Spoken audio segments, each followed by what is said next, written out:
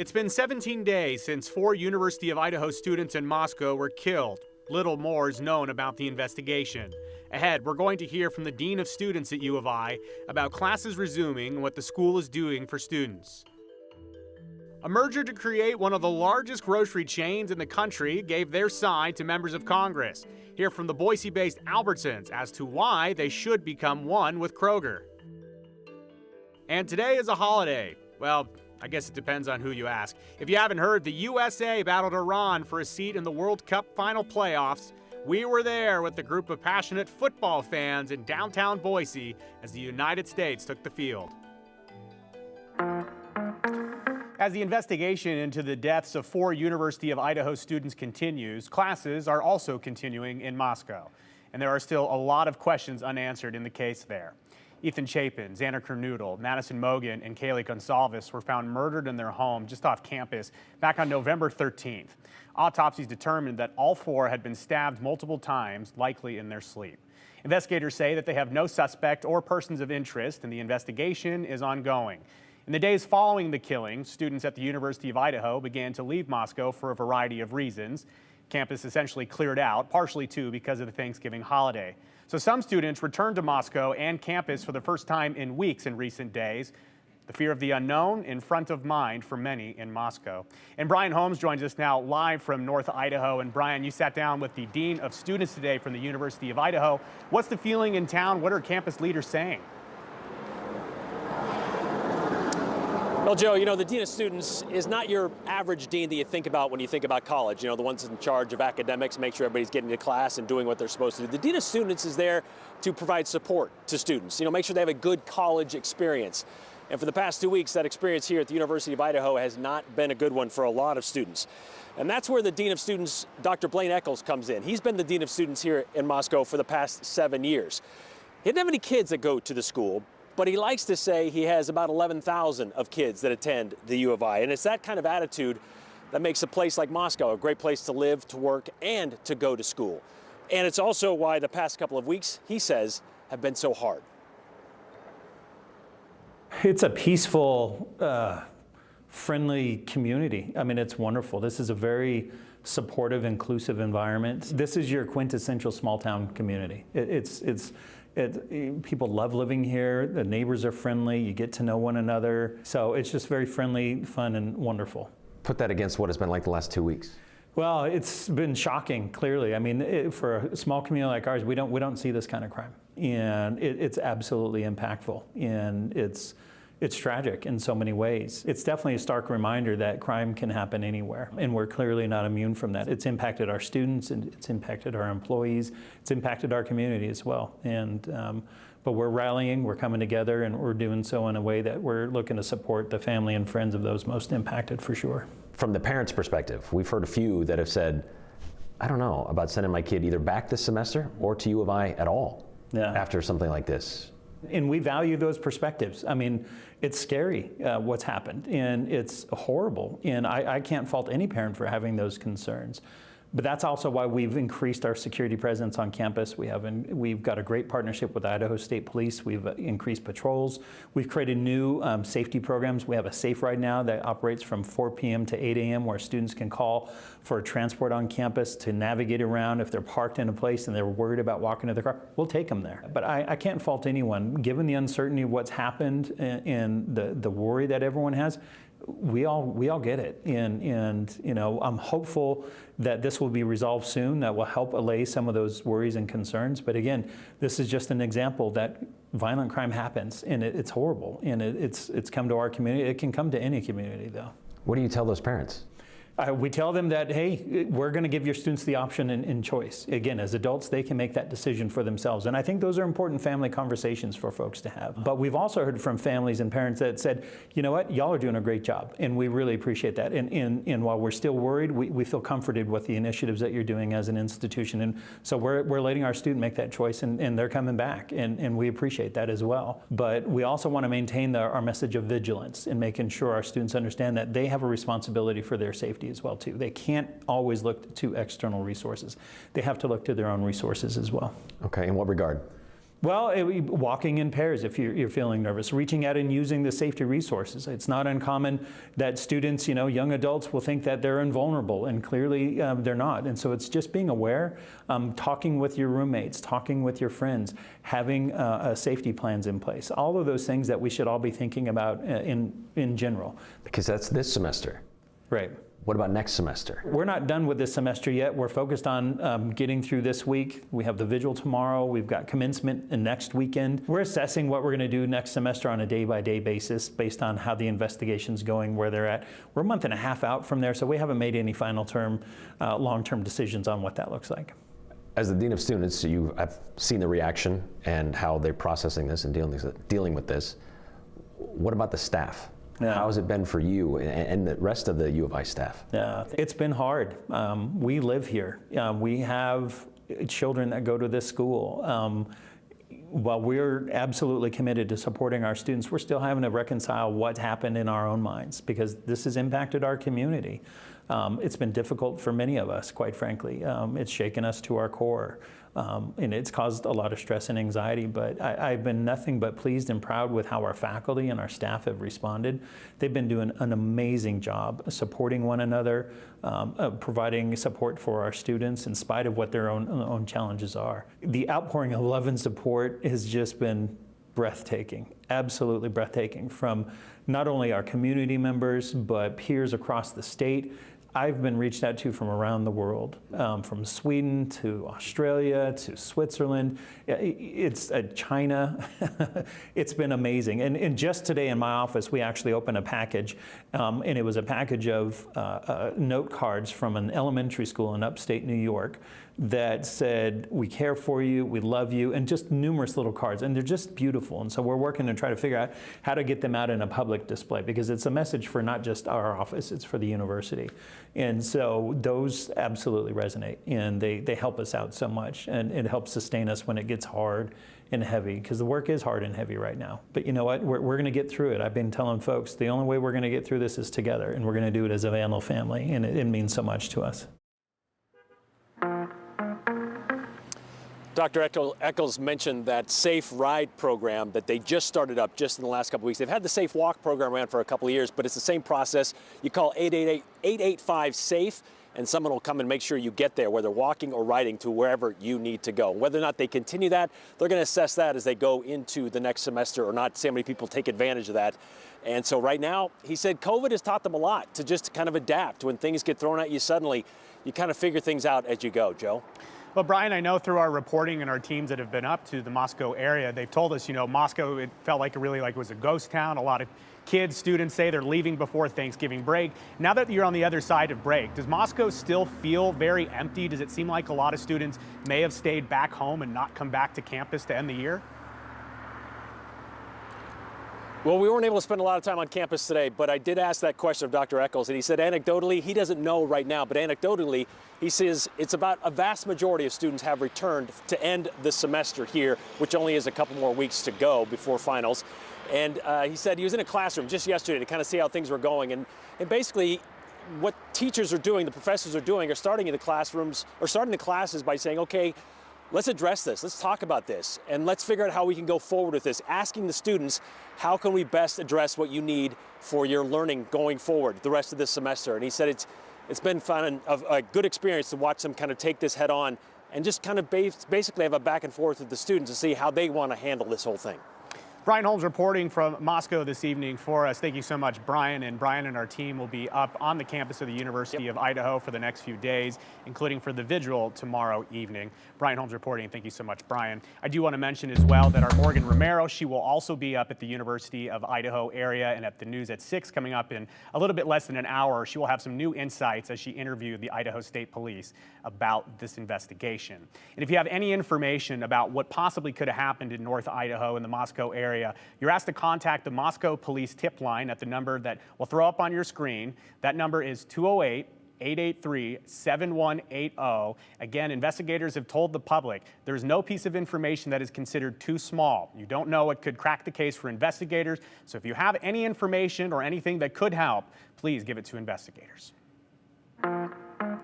Well, it was a major day for the Boise-based Albertsons grocery chain. Company leaders are in Washington, D.C. today for a Senate hearing on the proposed merger of Albertsons and their competitor, Kroger. And Kroger is Fred Meyer here across Idaho. And Kroger announced earlier in the fall that they would agree to pay $20 billion to acquire Albertsons. And the deal is expected to close in early 2024. If it is approved by the Federal Trade Commission and the Department of Justice, and it also survives any court challenges. Now, one of those hurdles they need to overcome happened today, testifying in a Senate subcommittee to defend the idea that the merger of two major grocery giants is a good idea and not a violation of antitrust concerns. The deal is seeing loud criticisms from some U.S. antitrust regulators. They point out that we are in a time of price inflation across the board. The United States Department of Justice and the FTC are also in the process of updating their merger guidelines to better detect and prevent anti-competitive deals. Some say that this may be one of those. And the Senate subcommittee heard from Albertsons and Kroger on why they think the deal is good, but we also heard from consumer protection advocates who explained their concerns as well. We've been doing this for years, and when we do these things well, our shareholders benefit. Since 2003, we have invested more than $5 billion to reduce prices annually. We have committed to invest an additional $500 million post-closing in the Albertsons stores. Our associates obviously enable our success, and we are committed to investing in theirs. This ranges from competitive pay and benefits to education, training, and more. What the companies are doing today, they might be lowering prices, is what they're doing today. What matters is what the structure of the market will be after these companies merge. And even if they sell a few stores, it's going to take competition out of the market. So prices will go up. In fact, there's a 2012 FTC study which looked at retail mergers for grocery stores, and it said if a market is already concentrated and companies merge, prices will go up. Manufacturers and suppliers always support retailers that grow their business and make their business more efficient. That's the principle. In the long run, that is always what happens.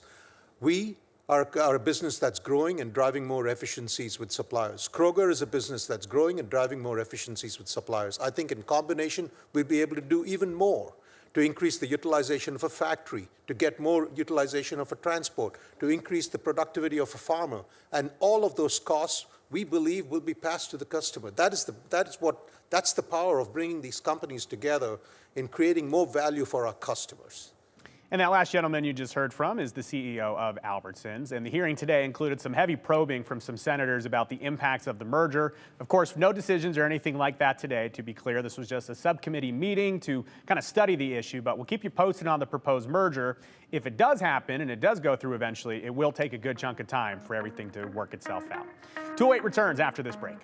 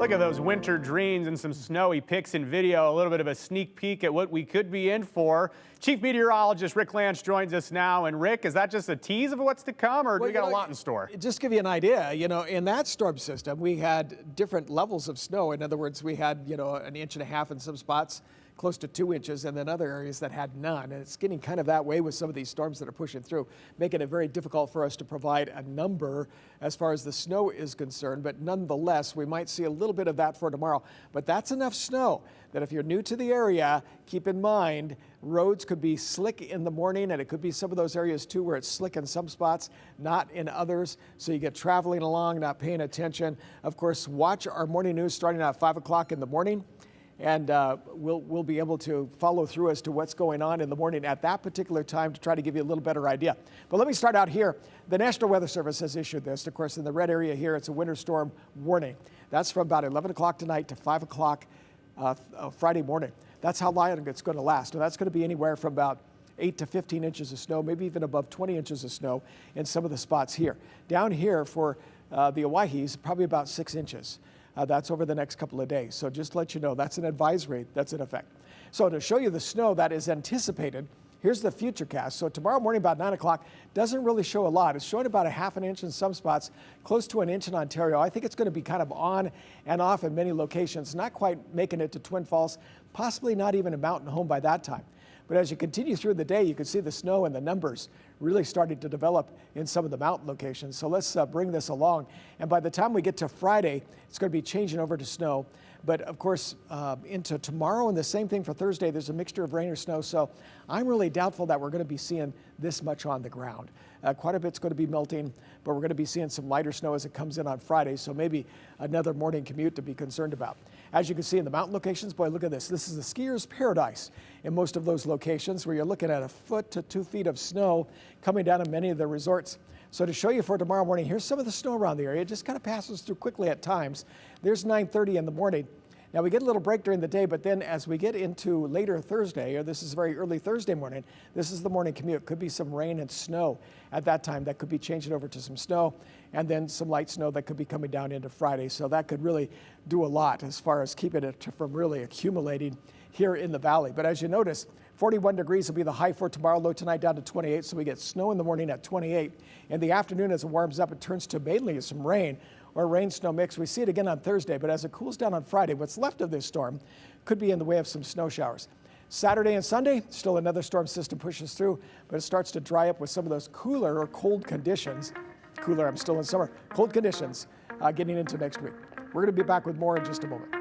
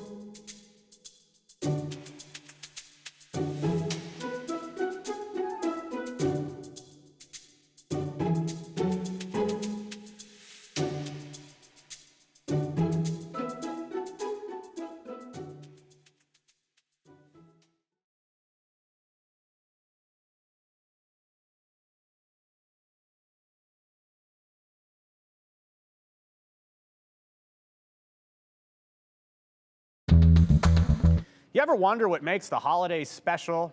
Is it because they're rare? Or maybe because you spend it with the people who mean the most to you? Anytime both of those overlap, of course, it's always a good time. And while not technically a holiday, the World Cup, it does check both those boxes I just mentioned. And if you haven't followed, let me catch you up. After missing the World Cup in 2018, the United States qualified for the first time since 2014 this past year. And America advanced to the knockout round today after a 1-0 win over Iran. A moment to celebrate in downtown Boise for a growing group of passionate football fans.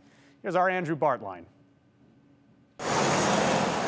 In this fast-paced world, Boiseans gather to pump the brakes, to spend a moment and believe in something. These soccer fans leave the Sounders at the door. They forget the Timbers flag at home. Because at Liga in downtown Boise, USA! It's all for one. USA! Woo! If one can even find a place to stand in the bar, of course. Perfect timing. Todd Fisher couldn't get the game at home, so he parked his bike here to catch the action. You're right as I show up, yeah, 1-0 USA over Iran. Todd's affinity for the game comes from his employees. I have about 70 engineers in Costa Rica, and I usually go down to Costa Rica during the World Cup, so I can just enjoy in the absolute mayhem that goes on for, the entire couple of weeks that it's happening. The mayhem in Boise is sparked by the same passion of sport and love for country. Yeah! It's a serious time commitment. World Cup or nothing, baby. Sorry, it's Nothing, a lot of foam in not there, even so. work. It's our lunch break, man. It's noon. The noon break might work today, but this tournament can last weeks. And who's got time for that? We've been getting up at 3 a.m., watching the 3 a.m., 6 a.m., 9 a.m., and noon games the whole time. Well, it turns out to do the cup right, you need an official break. Oh, they are nuts about the World Cup, yeah. Todd's employees in Costa Rica, they don't work at all. So we have to give them the time off as a bonus because they're going to take the time off anyway, so I might as well get credit for it, right? Sure, the national culture around the game might not be the same. It's probably our 5th most popular sport in the nation. But these fans believe that can change. Just even having this opportunity to advance and represent what soccer is coming to in America is, I think, a huge deal. And so many more kids participate in soccer, and you're just kind of seeing that growth over all the years, and this crowd's only going to get bigger for years to come, for sure.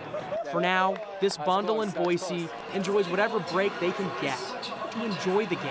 I believe that we! And to believe. I believe that we will win! I believe that we will win! I mean, you see guys crying just singing their national anthem. It's obviously as big of an event as it is. There's a reason why it only comes every 4 years. Liga is an international sports bar, so sports like rugby are popular there too. And with the United States win, they do move to that knockout round. So for here on out, Joe, it's the exact same story for the United States. You got to win, you're in. If you lose, you're out. And it's kind of cool to see. I don't know. I don't know these people at this bar, but I'm sure they have their differences. When y'all put them in the same room, they don't care about their club. They don't care what team they normally root for. It's all about the United States. It's pretty cool. You know, Andrew, not to make this about us here on the 208, but while I was working on my story, I actually got an update on your story. Oh, boy. And I just want to fill you and everyone at home on how big of a deal this World Cup victory was today. Let's go to Washington, D.C. to Congress real quickly. No way. While we were all glued to this hearing, I would like to report that the U.S. World Cup team defeated Iran. So there we are. Something we can all agree on. See, Andrew, there you go. Senator Klobuchar agrees with you. Something we can all agree on. So, yeah, while I was working on the Albertsons-Kroger merger, I got a live update in real time about the USA soccer win. So, yeah, something we could all talk about today. That's perfect. And that's exactly what it is. I'm sure the people in that room had a lot of differences, but they'll all agree on that. So that was pretty cool. So whether you like it or not, the World Cup is literally the biggest event going on in the world right now. Saturday morning at 7 a.m., the United States takes on their next opponent. So we'll find out. Win or go home. Andrew, thank you so much. 208 rolls on after this.